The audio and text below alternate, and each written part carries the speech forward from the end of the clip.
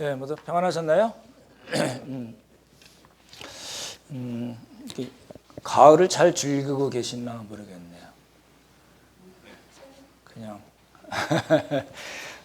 이렇게 좋은 계절입니다. 잘 하루하루 잘 지내시면 좋겠습니다. 말씀 전하기 전에 암송을 먼저 하겠습니다. 우리 13절, 14절인데요. 먼저 한번 같이 읽어볼까요? 우리 암송은 13절만 하고요. 13절, 14절. 우리 먼저 한번 같이 읽어보겠습니다. 시작. 그리스도께서 우리를 위하여 저주를 받은 바 되사 율법의 저주에서 우리를 속량하셨으니 기록된 바 남에 달린 자마다 저주 아래 있는 자라 하였습니다. 이는 그리스도 예수 안에서 아브라함의 복이 이방인에게 미치게 하고 또 우리로 하여금 믿음으로 말미암아 성령의 약속을 받게 하려 함이라. 예, 한 30초 시간 드릴게요. 13절 한번 좀 암송해 보실래요? 예.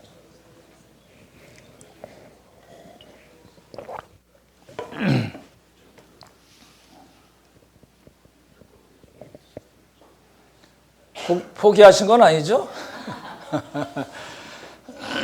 그리스도께서 우리를 위하여 저주를 받은 바 되사 율법의 저주에서 우리를 속량하셨으니 기록된 바 나무에 달린 자마다 저주 아래 있는 자라 하였습니다.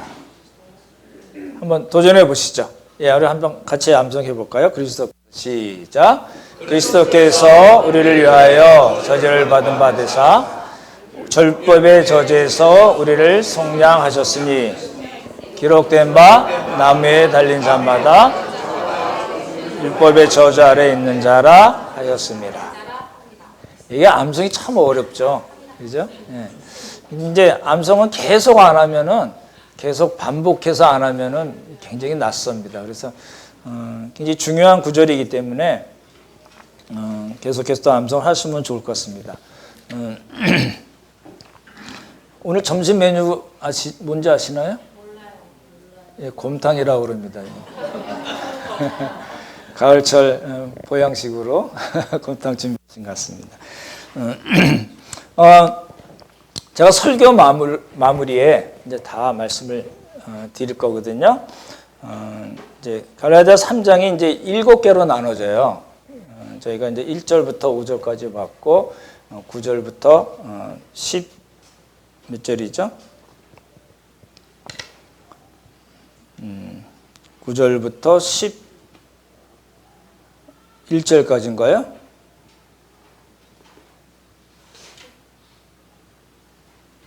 어, 1절부터 5절까지고 6절부터 9절까지고 예, 오늘 보는 10절부터 12절까지 그리고 13절, 14절 이렇게 해가지고 나눠지고 7개를 전체로 보면 7개로 나눠지는데 오늘 이제 제가 이렇게 오늘 본문을 원래 2개로 돼 있는 거거든요. 그러니까 율법의 저주와 예수님께서 우리를 그 율법의 저주에서 속량하셨다. 값을 주고 지불하시고 우리를 구원해 내셨다라는 거를 큰 두 주제를 한꺼번에 말씀을 드릴 거거든요. 다 말씀드리고 설교 마무리에 표현이 조금 그렇지만 약간 협박성 발언을 좀 하려고 합니다. 뭔 얘기 하려나 이렇게 생각되실 텐데 설교를 잘 들으시고 제가 드리는 그 발언이 맞나 틀리나 한번 판단해 보시고 맞다고 생각하면 어떻게 될 건가를 한번 이렇게 잘 생각하고 결단을 하시면 좋겠습니다. 뭔 얘기 하려고 그러나 이렇게 어렵게 생각하지 마시고요. 이제 이렇게 시작되는 겁니다. 보십시오. 이제 어떤 성경이든지 강의 설교가 어려운 게 뭐냐면 이게 쭉 연결이 잘 안 돼요. 그래서 이제 반복해서 말씀을 드리려고 하거든요. 그러니까 2장은 두 부분으로 나눠져 있다고 말씀드렸죠. 1절부터 10절까지가 예루살렘 공의에 대한 이야기. 기억나시죠? 그리고 11절부터 21절까지, 그러니까 두 파트로 되어 있는데 앞에 부분은 예루살렘 공의에 대한 얘기를 통해서 복음이 뭔가를 이야기하고 그리고 뒷부분은 11절부터 21절은 베드로 외식 사건을 통해서 복음의 진리로 사는 삶이 어떤 건가, 복음으로 사는 삶이 어떤 건가를 이야기합니다. 그렇죠? 그래서 로마서에서도 이제 제가 로마서 6장을 말씀을 드렸었는데, 그렇게 된 사람은, 복음을 받아들이고 하나님의 자녀가 된 사람은 율법에 대해서는 죽었다. 기억나시나요? 그러니까 율법이 나와 아무 관계가 없다. 나를 지배하거나 통치할 수 없다를 말씀드렸고, 그런 사람은 율법에 대해서 죽었을 뿐만 아니라 하나님에 대하여 살았다 라는 말씀을 드렸습니다. 그러니까 하나님의 선하신 통치 아래 살게 됐다.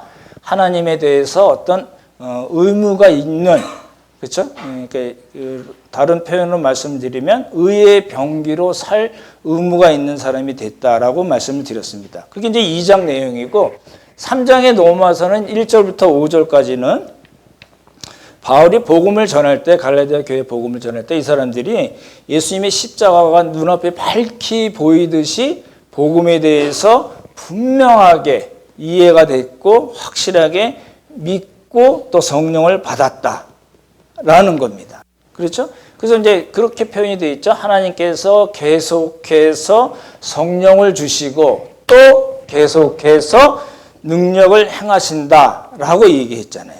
그렇죠? 그렇기 때문에 이제 그 2장부터 시작해서 3장 1절부터 5절까지 내용을 종합해서 말씀드리면, 그렇기 때문에 신자들은 첫 번째 뭐예요? 복음을 잘 이해를 해야 된다. 내가 믿고 있는 복음이 어떤 내용인가를 잘 이해를 해야 할 뿐만 아니라 그 복음대로 살아야 된다. 그렇죠? 그래서 2장 맨 뒤에 부분으로 말씀드리면 그리스도 중심의 삶을 살아야 되고, 나를 사랑하사 나를 위하여 자기 몸을 버리신 하나님의 아들을 믿는 믿음으로 살아야 된다. 갈라디아서 5장 표현을 하자면 성령 안에서 성령을 따라서 살아야 된다라는 겁니다. 그렇죠? 그걸 제가 그렇게 시제로 그렇게 표현해 드렸죠. 과거를 근거로 미래를 소망하면서 현재를 어떻게 해요? 예. 자기가 받은 구원을 증명해내는 삶을 살아야 된다라고 말씀을 드렸습니다. 그리고 이제 5장 6절부터 9절까지는 이제 아브라함의 이야기를 드는 겁니다. 아브라함이 갈대아 우르에 있을 때 나이가 몇 살이었을까요?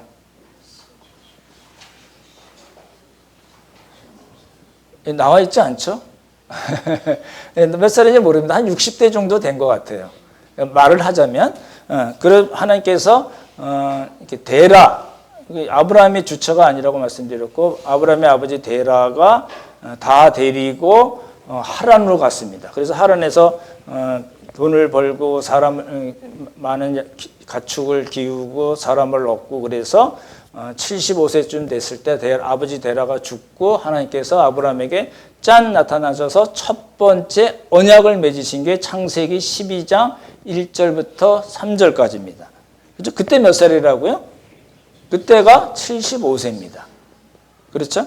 그리고 10년 동안 지냈어요. 이런저런 일이 있었죠. 애굽에 가고 조카 롯을 구하고 또 멜기세덱을 만나고 이러면서 하나님을 어렴풋이 알게 되고 하나님에 대해서 구체적으로 조금씩 알게 되고, 그렇죠? 그리고 15장에서 하나님께서 시청과 교육을 통해서 아브라함을 가르쳐 주시고 그동안 설득하고 설복하고 하나님께서 역사하신 것의 열매가 창세기 15장에서 나왔다는 거죠. 그래서 아브라함이 믿게 돼서 하나님이 옳다구나 하고 뭐라고 하셨어요? 의롭다 하셨습니다. 그렇죠? 예. 그리고 이제 이때가 이제 85세잖아요. 그리고 하나님께서 이스마엘 사건 때문에 13년 동안 침묵하셨다가 99세 때 또 짠 나타나시는 게, 그렇죠? 창세기 17장입니다. 그때는 이미 이신칭이 의롭다 하신 것에 대한 외적인 사인, 외적인 표로 뭘 말씀하셨어요? 할례를 말씀하셨죠. 그렇죠? 예, 그렇게 보시면 좋을 것 같아요. 그래서 바울이 아브라함을 통해서 칭의가 무엇인가, 구원이 무엇인가를 이제 설명한 겁니다. 믿게 하셔서 마침내 의롭다 하셨다 라는 겁니다. 그렇기 때문에 13년 후에 생겨난 할례나 430년 이후에 생긴 율법으로 구원을 얻을 수 없다. 하나님 앞에서 의롭다함을 얻을 수 없다라고 이야기한 겁니다. 그리고 이제 요 말씀이 이제 6절부터 9절까지 그렇게 되고 오늘 보는 10절, 12절로 이제 율법에 대해서 다시 이야기가 됩니다. 아브라함 후에 430년 후에 생겨난 율법 은 어떤 성격을 갖고 있는 것인가를 보는 겁니다. 10절 보시기 바랍니다. 이제 우리가 먼저 10절부터 12절을 보는 거거든요. 이제 전체 그림을 말씀을 드렸고 이제 하나씩 보겠습니다. 10절 한번 읽어보겠습니다. 시작. 그러 율법 행위에 속한 자들은 저주 아래 있나니 기록된 바 누구든지 율법책에 기록된 대로 모든 일을 항상 행하지 아니하는 자는 저주 아래 있는 자라 하였습니다. 이거는 이제 신명기 27장 26절을 인용한 겁니다. 율법 행위에 속한 자라는 무슨 말이에요? 율법을 행함으로써 의롭다함을 얻으려는 사람들. 이런 사람들은 뭐예요? 저주 아래 있는 것이다. 왜 그러냐면 구약 성경에 보니까 이런 말씀이 있습니다라고 설명하는 겁니다. 뭐라고 나와? 신명기 27장에 뭐라고 나오냐면 누구든지 율법책에 기록한 대로 잘 보십시오. 뭐라고요? 뭐라고 그랬어요? 모든 일을 어떻게 해요? 항상 행하지 아니하는 자는. 그래서 저주 아래 있게 된다는 겁니다. 다시 뭐라고요? 모든 일을 항상. 율법에 대한 모든 그 항목들 613가지라고 하는데 그것을 항상 지켜 행할 수가 있을까요? 그거 어느 누구도 그렇게 할 수 없다는 거거든요. 그거는 이제 베드로가 사도행전 15장에서도 이야기했잖아요. 우리 조상과 우리도 매지 못한 멍에를 왜 이방인들에게 메우려고 하느냐라는 이야기가 나왔었잖아요. 그러니까 우리 조상과 우리도 매지 못한 멍에는 율법을 얘기하잖아요. 그러니까 유대인조차도 율법을 지키지 못하면서 왜 이방인들에게 멍에를 씌우려고 그러느냐라는 이야기잖아요. 그러니까 여기서 바울이 이제 율법의 저주에 대해서 이야기하면서 인용한 첫 번째 구약성경 신명기서를 인용한 겁니다. 그렇죠? 그러니까 이 신명기 20장 제가 읽어드릴게요. 이 율법의 말씀을 실행하지 아니하는 자는 저주를 받을 것이라 라는 말이 나오는데 실행하지 아니한다는 말은 미완료형입니다. 항상 언제나 계속해서 율법을 지키지 않으면 어떻다고요? 저주를 받을 것이다. 이렇게 돼 있어요. 그러니까 이제 명백하죠. 율법으로는 하나님 앞에서 의롭게 될 수 없다라는 걸 그렇게 이제 표현한 겁니다. 아까 말씀드렸듯이 이제 그 예루살렘 공회 때의 수장이 야고보잖아요. 야고보서 2장 10절에서 그렇게 얘기했어요.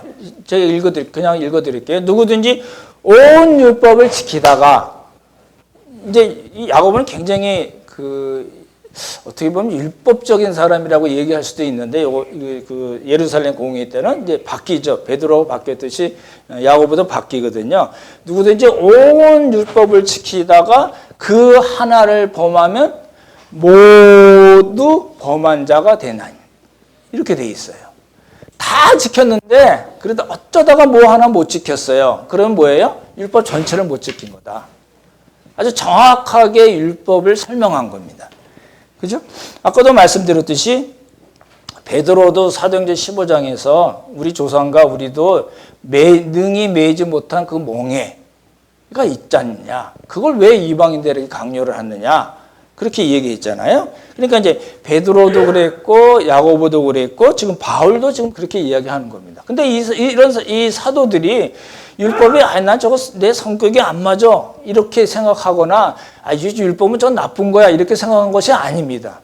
율법은 뭐예요? 선한 겁니다. 선하신 하나님의 성품을 표현한 건데 문제는 뭐예요? 그 율법을 구원의 조건, 구원의 방편으로 삼았기 때문에 문제를 삼은 겁니다. 이해가 되시죠? 그게 이제 10절 내용입니다. 그래서 율법으로 구원을 얻으려 하는 모든 사람들은 저주 아래 있습니다. 구약 성경에도 그런 말씀이 있지 않습니까? 누구든지 율법책에 기록된 것을 항상 언제든지 행하지 못하는 자는 율법 저주 아래 있다고 이야기하지 않았습니까? 그렇기 때문에 율법으로 구원을 얻으려는 사람들은 저주 아래 있을 수밖에 없게 됩니다. 라고 이야기합니다. 그리고 이제 두 번째, 이제 하박국서를 인용합니다. 11절 보실까요? 11절 같이 읽죠. 시작. 또 하나님 앞에서 아무도 율법으로 말미암아 의롭게 되지 못할 것이 분명하니 이는 의인은 믿음으로 살리라 하였습니다. 의인은 믿음으로 살리라 하였습니다. 아주 여러분 잘 아시는 구절이죠. 이제 바울이 로마서 1장 17절에도 그렇게 이야기했잖아요. 기록된 바. 그럼 기록된 바라고 얘기하면은 구약에 기록됐다는 걸 의미하잖아요. 기록된 바 오직 의인은 믿음으로 말미암아 살리라. 라고 이야기하잖아요. 지금 이게 바울이 그 말씀을 또 여기서도 하는 겁니다. 이게 이제 정확하게 이 하박국서를 표현을 하면은 제가 읽어드릴게요. 하지만 율법으로는 그 누구도 하나님 앞에서 의롭게 되지 못하기 분명합니다. 왜냐하면 이렇게 돼 있어요. 원문에는 왜냐하면 무엇이기 때문입니다. 뭐라고요? 의인은 믿음으로 살리라고 기록되어 있기 때문에 율법으로는 그 누구도 하나님 앞에서 의롭게 될 수 없습니다. 이제 그 10절 내용과 11절 내용이 똑같은 이야기입니다. 그렇죠? 그렇게 이야기하고 율법으로는 이제 안 된다. 이제 이걸 얘기하는데 이제 여러분 제가 여러 번 말씀드렸던 예레미야서나 에스겔서를 다시 한번 볼게요. 한번 PPT 한번 보여주실래요? 이제 율법으로 안 되니까 옛 언약으로는 안 되니까 하나님께서 뭘 준비하셨냐면 새 언약을 준비하셨습니다. 그게 이제 예레미야서하고 이제 에스겔서죠. 굉장히 중요한 성경 구절이거든요. 이거는 이제 예레미야서는 남왕국이 이제 망하기 전에 이야기한 거고 에스겔 선지자는 이미 망한 사람들에게 이야기하는 거거든요. 조금 빨리 한번 읽어볼까요? 예레미야 31장부터 읽겠습니다. 31절 시작. 여호와의 말씀이니라. 보라 날이 이르니 내가 이스라엘 집과 유다 집에 새 언약을 맺으리라. 이 언약은 내가 그들의 조상들의 손을 잡고 애굽 땅에서 인도하여 내던 날에 맺은 것과 같지 아니할 것은 내가 그들의 남편이 되었어도 그들이 내 언약을 깨뜨렸습니다. 여호와의 말씀이니라. 그러나 그날 후에 내가 이스라엘 집과 맺을 언약은 이러하니 곧 내가 나의 법을 그들의 속에 두며 그들의 마음에 기록하여 나는 그들의 하나님이 되고 그들은 내 백성이 될 것이라. 여호와의 말씀이니라. 여기 보시면은 하나님께서 이스라엘 백성들의 그 조상들의 손을 잡고 애굽 땅에서 인도하여 내던 날에 맺은 언약. 이건 뭘까요? 율법입니다. 옛 언약입니다. 그렇죠? 예. 근데 이제 그렇게 하나님이 표현하시는 거예요. 내가 너희 조상들의 남편이 되었어도 내가 그들과 맺은 언약을 그들이 깨트렸다. 그러니까 이제 옛 언약은 나중에도 율법에 대해서 말씀드리겠지만 이거는 이렇게 좀 말이 이상하지만 지키라고 주신 게 아니에요. 지키지 못한다는 것을 알게 하기 위해서 주신 거예요. 이거 좀 이상하긴 하죠. 나중에 조금 자세히 설명드릴게요. 근데 이제 하나님께서는 이거 말고 이제 새로운 언약을 맺을 거다. 라는 말씀합니다. 언제 맺으실까요? 그죠? 예수님이 오셔서 항상 우리는 염두에 둬야 됩니다. 구약 사건을 항상 누굴 지향하고 있어요? 예수 그리스도의 초림과 재림을 이렇게 염두에 두고 하는 거거든요. 그러니까 내가 보라 날이 이르리니 하는 거는 예수님을 염두에 두고 하신 말씀이거든요. 에스겔서 한번 보실래요? 이제 그러면 어떤 일이 일어날 건가? 같이 읽죠. 시작. 내가 너희를 여러 나라 가운데서 인도하여 내고 여러 민족 가운데서 모아 데리고 고국 땅에 들어가서 맑은 물을 너희에게 뿌려서 너희로 정결하게 하되 너희 모든 더러운 곳에서와 모든 우상 숭배에서 너희를 정결하게 할 것이며 또 새 영을 너희 속에 두고 새 마음을 너희에게 주되 너희 육신에서 굳은 마음을 제거하고 부드러운 마음을 줄 것이며 또 내 영을 너희 속에 두어 너희로 내 율례를 행하게 하리니 너희가 내 규례를 지켜 행할지나. 예, 하나님께 주신 율례, 규례, 율법을 어떻게 지킬 수 있는가? 나중에 이제 그 문자적인 율법이 아니고 이제 그 율법의 정신을 얘기하는 건데 이것은 어떻게 가능하냐면 여기 보시면 그렇게 표현되어 있죠. 맑은 물, 새 영, 내 영을 하나님께서 주셔서 누굴 가르치세요? 성령을 가르치죠. 오늘도 본문에 나오잖아요. 성령의 약속하신 성령을 주시는 거거든요. 그걸 주셔서 어떻게 하세요? 우리를 정결하게 하시고 새 마음을 주시고 부드러운 마음을 주셔서 하나님의 율법을 기쁨으로 지킬 수 있게 하신다라는 게 하나님의 전체 계획이거든요. 그러니까 율법으로 율법에 있는 것을 어떤 걸 행해서 하나님 앞에서 의롭게 되는 것은 이거는 아니다라는 겁니다. 이거는 하나님의 의도하신 바가 아니다. 우리가 그렇게 할 수 있는 존재도 아니다라는 겁니다. 그렇죠? 이제 그렇게 보시면 좋을 것 같아요. 그러니까 이제 신명기서와 하박국서를 있는 두 성경 구절을 이제 인용을 하고 하나 더 인용합니다. 우리 12절 보시기 바랍니다. 같이 읽죠. 12절 시작. 율법은 믿음에서 난 것이 아니니 율법을 행하는 자는 그 가운데서 살리라 하였느니라. 그 가운데서 살리라 하였느니라. 기록된 바 이런 건 다 구약에 있는 이야기거든요. 그렇죠? 구약을 인용하면서 그렇게 얘기한 거예요. 이건 레위기 18장을 인용한 건데 잘 보십시오. 율법을 행하지 못한다며. 율법을 행하지 못한다는 것을 알게 해주기 위해서 우리가 그런 존재가 아니라는 걸 알게 하기 위해서 우리가 죄인인 것을 알게 하기 위해서 죄를 깨닫게 하기 위해서 율법을 주셨다고 그랬는데 여기는 뭐라고 나와 있어요? 예, 율법을 행하는 자는 어떻게 해요? 그 가운데서 살리라. 뭐가 충돌되는 거잖아요. 그렇지 않습니다. 다른 각도에서 이야기하는 거거든요. 레위기 18장 4절 5절인데 5절을 제가 읽어드릴게요. 너희는 내 규례와 법도를 지키라. 사람이 이를 행하면 그로 말미암아 살리라. 나 여호와니라. 그러니까 뭐라고 되어 있어요? 율법을 행하면 그 율법을 행하는 것으로 살리라. 하나님 앞에서 의롭게 될 것이다 라는 말씀이잖아요. 그러니까 율법 열심히 우리가 지켜 행해야 되죠. 이런 이야기가 아니라는 겁니다.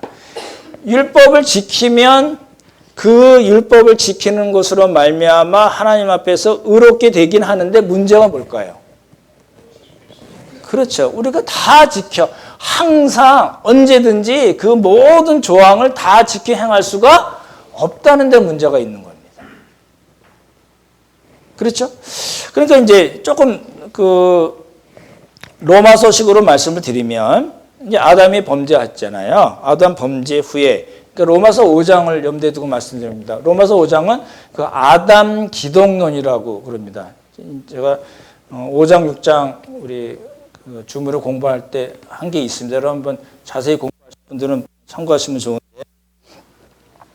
아담의 범죄 후에 어떤 일이 생겼냐면 죄가 세상에 들어왔어요.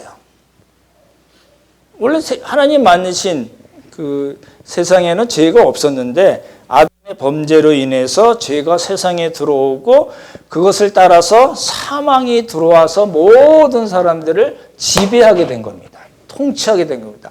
억압하고 속박하게 됐습니다. 그러니까 뭐예요? 꼼짝달싹 할 수 없게 된 겁니다. 그러니까 이방인이든 유대인이든 관계없이 죄를 짓지 않을 수가 없는 영적 상태에 빠진 겁니다. 그렇죠? 그렇기 때문에 율법을 행하면 살리라 말씀하셨지만 율법을 행할 수가 없다는 데 문제가 있는 겁니다. 그렇죠? 그러니까 이제 10절, 11절, 12절에서는 이제 세 개의 구약 성경을 인용해서 바울이 그 구약을 인용해서 율법으로는 우리가 이루어낼 수 있는 것이 없다. 우리가 그런 존재가 아니기 때문에 율법은 선하신 하나님의 성품을 표현한 것이긴 하지만 우리가 그것을 지켜 행할 만한 실력이 있는 사람들이 아니기 때문에 그 율법으로 내가 살겠다. 내가 그 율법으로 하나님 앞에서 의롭게 되겠다고 생각하고 그렇게 하는 사람들은 다 저주 안에 빠질 수밖에 없다라는 걸 이야기한 겁니다. 그게 이제 10절부터 12절까지의 내용입니다. 이제 뭐 자세한 내용은 모르셔도 무슨 말씀인지 아시죠? 그러니까 율법으로는 하나님 앞에서 의롭게 될 수가 없다. 왜냐하면 우리가 그런 존재가 아니기 때문에 라는 겁니다. 그렇죠? 그래서 제가 전에 영어로 impossible not to sin, 죄를 안 질 수가 없다라고 이제 표현을 한 겁니다. 그게 이제 바울이 1장부터 5장까지 얘기하고 5절까지 얘기하고 6절부터 9절까지 이야기한 다음에 한 이야기. 그러니까 이제 조금 어렵게 표현하면 율법의 저주로 인한 논증 뭐 이렇게 표현하는데 뭐 그런 표현까지는 모르셔도 상관없을 것 같고 이제 그리고 이제 13, 14절로 이야기합니다. 잘 보십시오. 바울이 지금 그 해결책을 생각하고 문제를 얘기하는 거예요. 율법으로 안 된다. 그럼 어떡하냐? 해결책이 있습니다. 라는 걸 염두에 두고 이야기하는 겁니다. 그래서 13, 14절이 나와요. 그렇죠? 그래서 우리가 13절 한번 다시 읽어볼까요? 13절 우리 암송하시는 분들은 암송하셔도 좋을 것. 그리스도께서 시작. 그리스도께서 우리를 위하여 저주를 받은 바 되사 율법의 저주에서 우리를 속량하셨으니 기록된 바 나무에 달린 자마다 저주 아래 있는 자라 하였습니다. 예, 그러니까 10절을 잘 보시면요. 보십시오. 10절에 보면 저주라는 단어가 나오죠. 저주. 그렇죠? 그다음에 그 말을 이제 이야기하고 요거를 13절에서 또 봤습니다. 이제 그렇지만 율법으로는 우리의 행위로는 하나님 앞에서 의롭게 될 수 없지만 하나님께서 해결책을 이미 준비하셨습니다라고 얘기하면서 13절을 얘기한 거예요. 그래서 이제 그리스도께서 누구를 위하여? 우리를 위하여. 그러니까 우리를 위하여 뭐가 되셨어요? 저주를 받은 바 되사라고 되어 있습니다. 그죠? 저주를 받으셨습니다. 이제 영어 성경에는 그 저주가 되셨습니다 이렇게 표현이 되어 있는데 어찌됐든 간에 이제 좀 설명을 드릴게요. 근데 13, 14절을 잘 보시면 반복되는 단어가 하나 나오죠. 13절에 반복되는 단어가 뭔가요? 저주 말고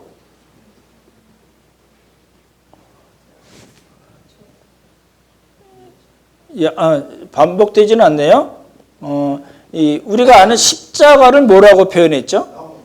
예, 나무로 표현했습니다. 왜 나무라는 말을 썼을까? 이게 보십시오. 이제 율법의 저주 아래 있는 모든 인류는 다 율법의 저주 아래 있다. 죄와 로마서 표현을 하면 죄와 사망의 지배 아래 있다.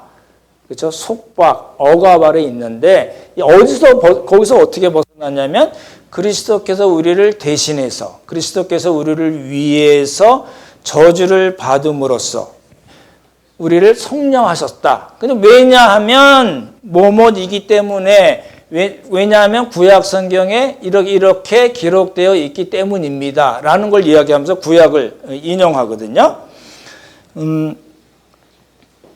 13절 보시면 기록된 바 나무에 달린 자마다 저주 아래 있는 자라 하였습니다. 다시 한번요. 기록된 바 나무에 달린 자마다 저주 아래 있는 자라 하였습니다. 이게 어디에 나오는 거냐면 신명기 21장에 나오는 겁니다. 성경 한번 보실래요? 우리 PPT 한번 보여주십시오. 없나요? 예. 신명기 21장 제가 읽어드릴게요. 끝에만 읽어드릴게요. 나무에 달린 자는 하나님께 저주를 받았음이니라. 예, 나오거든요. 사도행전에도 나와요. 5장 30절인데 한번 보십시오. 있나요? 예, 같이 한번 읽어보겠습니다. 시작. 너희가 나무에 달아 죽인 예수를 우리 조상의 하나님이 살리시고, 그리고 베드로전서 또 한번 보십시오. 예, 같이 또 읽죠. 시작. 신이 나무에 달려 그 몸으로 우리 죄를 담당하셨으니 이는 우리로 죄에 대하여 죽고 의에 대하여 살게 하려 합니다. 그가 채찍에 맞음으로 너희는 나음을 얻었나니. 신명기서에도 그렇고 바울이 갈라디아에서도 인용을 했고 베드로가 복음을 전하면서 한 이야기도 나무에 달리셨다. 나무에 달리셨다. 왜 이렇게 나무를 강조했냐면 이 나무는 뭘 의미해요? 예, 십자가로 예수님의 십자가를 의미합니다. 그러니까 이런 겁니다. 한번 그림을 그려보십시오. 저를 보십시오. 율법으로 구원을 얻으려는 사람은 율법의 저주 아래 있을 수밖에 없다. 왜냐하면 우리가 그렇게 지킬 능력이 있는 사람들이 아니기 때문에 율법의 저주 아래 있었는데 이게 어디서 벗어났어요? 누가 무슨 일을 하셨어요? 그리스도께서. 그래서 이게 이렇게도 표현합니다. 그리스도께서 어떤 일을 하셨다는 것을 그리스도 안에서 라는 표현이 많이, 성경에 뭐뭐 안에서라는 표현이 많이 나오거든요. 그거는 그 그리스도 안에서라는 것은 그리스도께서 어떤 일을 행하심으로 라는 말입니다. 그렇죠? 나무에 달리셨어요. 어떻게 하셨어요? 십자가에 달리셨어요. 그렇게 하면서 우리를 어떻게 하셨어요? 예, 어디서 속량하셨어요? 율법의 저주에서 우리를 어떻게 하셨어요? 속량하셨어요. 속량 아까 말씀드렸듯이 값을 지불하고 사오는 걸 의미합니다. 그렇죠? 우리는 그런 존재예요. 그래서 값을 보십시오. 율법의 저주에서 저주 아래 있었는데 예수님께서 나무의 십자가에 못 박혀 돌아가시면서 우리를 속량하셨어요. 그리고 끝인가요? 이제 알아서 잘 놀아. 그게 아니잖아요. 항상 목표점이 있는 거거든요. 뭘 하시려고요? 14절에 나옵니다. 두 가지로 나오죠. 그리스도 예수 안에서 뭐예요? 아까 말씀드린 대로 그리스도께서 행하심을 의미하고 뭘 우리에게 주시려고요? 아브라함의 복입니다. 그리고 또 두 번째 믿음으로 말미암아 뭘 주시려고요? 성령의 약속. 그러니까 아브라함의 복과 성령의 약속은 사실 일맥상통하는 이야기입니다. 성령의 약속이란 말은 약속하신 성령이라는 뜻입니다. 그러니까 우리를 속량하신 목적이 뭐예요? 아브라함의 복. 예, 구원을 의미합니다. 그리고 그뿐만 아니라 우리에게 이미 약속하신 성령을 주시려고 예수 그리스도께서 나무 위에 달려서 돌아가셨습니다. 라는 뜻입니다. 그렇죠? 그게 이제 13절에서 14절에 이야기하는 겁니다. 근데 이제 제가 말씀을 보면서 베드로전서 한번 다시 보여주실래요? 베드로전서 2장 24절 보시면 베드로도 이랬구나 라는 걸 제가 봤습니다. 친히 남에 달려 그 몸으로 뭐라고요? 그 몸으로 가연설이 아닙니다. 예수님이 무슨 십자가에 못 박혀 돌아가셔 그런 거 아니야. 그냥 그렇게 그냥 가짜로 나타나신 것처럼 한 거야라는 걸 이제 가연설이라고 그러거든요. 이제 초대교회에 있던 이단들인데 그렇지 않다는 거고 예수 그리스도의 몸으로 직접 우리의 죄를 담당하셨다. 그리고 이야기하면서 잘 보십시오. 이는 어떤 목적을 갖고 그러셨냐면 뭐라고요? 첫 번째, 죄에 대해서 죽고 그리고 뭐예요? 의에 대해서 살게 하려 하심이라. 잘 보십시오. 죄에 대해서 죽었다는 건 뭐예요? 이제 죄와 관계없다. 그렇죠? 죄와 사망의 지배, 권세, 억압, 속박하고서는 우리는 완전히 벗어났다. 이제 관계없다. 라는 걸 이야기하고 그리고 또 뭐예요? 적극적으로 의에 대해서 살게 하시기 위해서 우리를 구원하셨다. 여러분 구원을 받으신 분인가요? 이제 한국교회가 이제 그냥 이렇게 전통적으로 지내오다가 한 80년대부터 이제 제자 훈련들을 많이 시작하면서 이제 예수 그리스도는 누구십니까? 부터 시작해서 구원의 확신에 대해서 많이 묻기 시작했거든요. 이제 그게 이제 그런 흐름이 한 3, 40년 쭉 온 것 같아요. 뭘 놓쳤냐면 그래서요. 그렇게 우리를 구원하셔서 구원의 확신을 갖게 되고 하나님의 자녀가 된 그 자신감을 갖게 됐는데 그래서가 빠진 거예요. 바울 서신은 둘로 나눕니다. 딱 둘이에요. 어떤 서신든지 간에 직설법, 구원의 도리에 대해서 자세히 설명하고 그리고 명령법입니다. 그러므로 어떻게 해야 됩니다.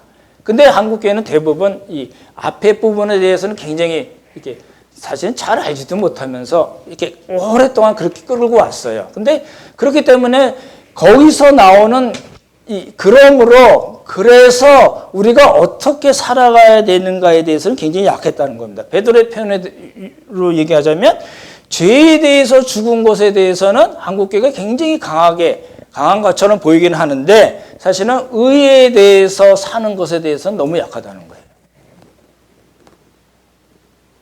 교회가 부흥한다는 게 어떤 의미인가요? 여러분이 함께하는 교회가 막 부흥하기를 원하시나요? 예. 부흥하기 원한다는 건 일단 사람이 많이 모인다는 걸 이렇게 많은 분들이 갖고 계시잖아요. 저는 부인하지 않습니다. 그럼 얼마나 좋겠습니까? 예수님 믿는 사람들이 많아지니까 좋은 일이지만 더 중요한 건 뭘까요? 그렇게 모인 사람들이 의에 대해서 살아야 되는 거 아니에요. 의에 대해서 살지 않고 죄에 대해서만 죽으면 뭐가 밸런스가 안 맞는 겁니다. 그렇죠? 이걸 이제 바울의 표현을 하자면 그리스도 중심으로 사는 것, 나를 사랑하사 나를 위하여 자기 몸을 버리신 하나님의 아들을 믿는 믿음으로 사는 것, 그렇죠? 예, 복음으로 사는 것, 성령으로 사는 것, 하나님에 대해서 사는 것, 의의 병기로 사는 것, 순종의 종, 의의 종으로 사는 것이 의에 대해서 산다는 표현입니다. 근데 그게 이제 너무 약했기 때문에 이제 여러 가지 문제가 많이 발생하는 것 같아요. 이제 오늘 말씀을 정리해 볼게요.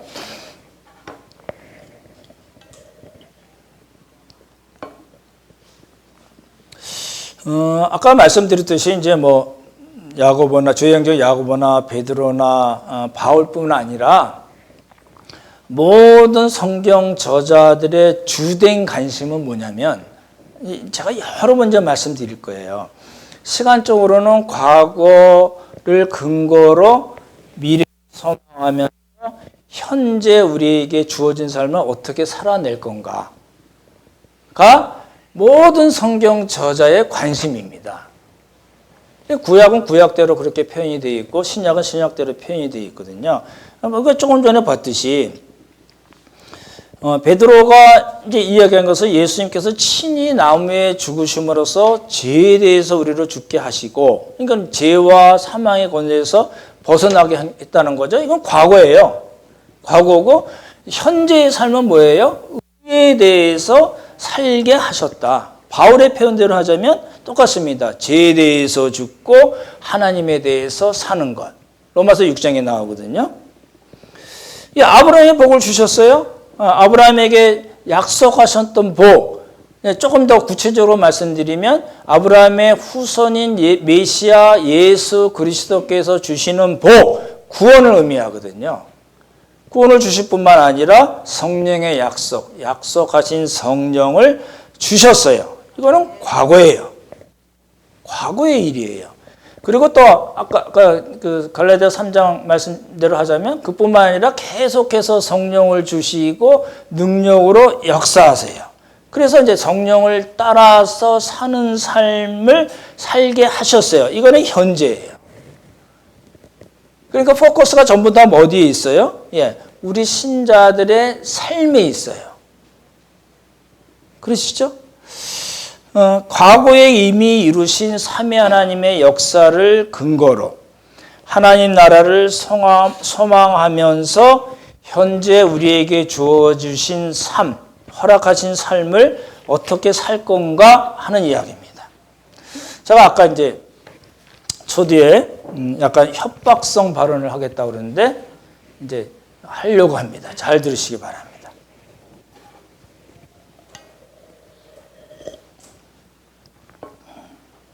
이런 거잖아요. 과거에 우리에게 주신 복을 근거로 하나님 나라를 소망하면서 현재 우리에게 주어지신 삶을 통해서 우리가 받은 구원을 증명해내는 삶을 살자 이렇게 말씀드렸는데 만약에 그렇게 안 살면 어떻게 될까요?